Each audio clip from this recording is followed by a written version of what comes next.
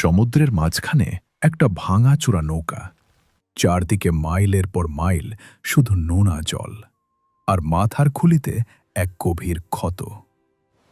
Tammy ওল্ডহ্যামের যখন জ্ঞান ফিরল, তখন চারদিকে এক অদ্ভুত নিস্তব্ধতা। অথচ মাত্র ২৭ ঘন্টা আগেও দৃশ্যটা ছিল একদম আলাদা। ১৯৮৩ সাল। ২৪ বছর বয়সী ট্যামি আর তার পাগদত্তা রিচার্ড শার্প মিলে একটা বিলাসবহুল ইয়ট নিয়ে বের হয়েছিলেন তাহিতি থেকে স্যান ডিয়েগোর দিকে। আকাশ ছিল পরিষ্কার নীল, আর মনে ছিল হাজারো স্বপ্ন। কিন্তু মাঝ সমুদ্রে হঠাৎ করে সব বদলে গেল। তাদের দিকে ধেয়ে এলো হারিকেন রেমন্ড। বাতাসের গতিবেগ তখন ঘণ্টায় ২০০ মাইলেরও বেশি। পাহাড়ের মতো উঁচু ঢেউগুলো যখন ইয়টটাকে খেলনার মতো ওলটপালট করছিল, ট্যামি তখন কোনো মতে কেবিনের ভেতরে আশ্রয় নিয়েছিলেন। রিচার্ড নিজেকে দড়ি দিয়ে বেঁধে রেখেছিলেন ডেকের ওপর, যাতে ঢেউ তাকে ভাসিয়ে নিতে না পারে। ঠিক সেই মুহূর্তে এক বিশাল ঢেউ আছড়ে পড়ল নৌকার ওপর। নৌকাটা জলের নিচে তলিয়ে গিয়ে পুরো ৩৬০ ডিগ্রি ঘুরে আবার ওপরে উঠে এলো। ট্যামি মাথায় প্রচণ্ড চোট পেয়ে কেবিনের ভেতরেই অচেতন হয়ে গেলেন। দীর্ঘ ২৭ ঘন্টা পর যখন তার চোখ খুলল, তিনি দেখলেন পুরো কেবিনটা জলে থই থই করছে। কায়ক্লেশে ডেকের ওপর উঠে এসে ট্যামির বুকটা ধক করে উঠল। সেখানে রিচার্ড নেই। সুরক্ষা কবচ হিসেবে যে দড়িটা ছিল, সেটা মাঝখান থেকে ছিঁড়ে পড়ে আছে। উত্তাল সমুদ্র তার প্রিয় মানুষটাকে চিরতরে কেড়ে নিয়েছে। ট্যামি একা। মাঝ সমুদ্রে এক বিধ্বস্ত নৌকায় তিনি সম্পূর্ণ একা। নৌকার মাস্তুল ভেঙে চুরমার হয়ে গেছে। ইঞ্জিন অকেজো, আর রেডিওর কোনো সংকেত নেই। তার নিজের শরীরের অবস্থাও ছিল শোচনীয়। মাথার গভীর ক্ষত থেকে অবিরাম রক্ত ঝরছে, আর প্রবল যন্ত্রণায় চোখের সামনে সব অন্ধকার হয়ে আসছে। কিন্তু মনের এক কোণে বেঁচে থাকার এক অদ্ভুত জেদ দানা বাঁধল। ট্যামি জানতেন, এভাবে বসে থাকলে মৃত্যু নিশ্চিত।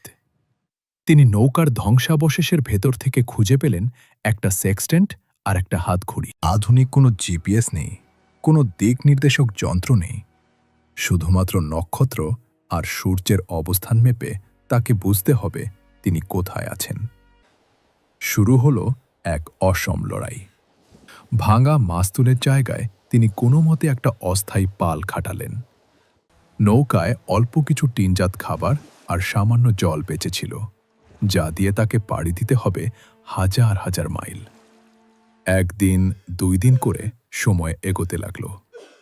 একাকিত্ব আর শোক তাকে পাগল করে দিচ্ছিল।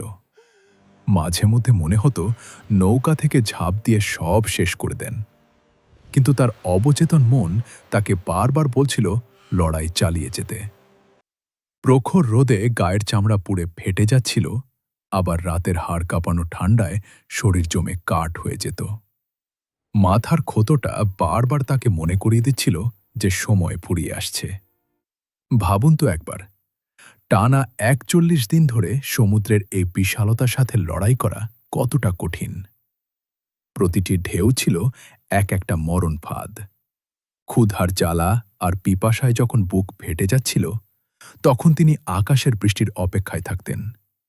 অবশেষে ৪১ দিনের মাথায় দূর দিগন্তে এক চিলতে সবুজ রেখা ফুটে উঠল। সেটা ছিল হাওয়াই দ্বীপপুঞ্জ। ট্যামি প্রায় ১৫০০ মাইল পথ পাড়ি দিয়ে তীরে এসে পৌঁছালেন।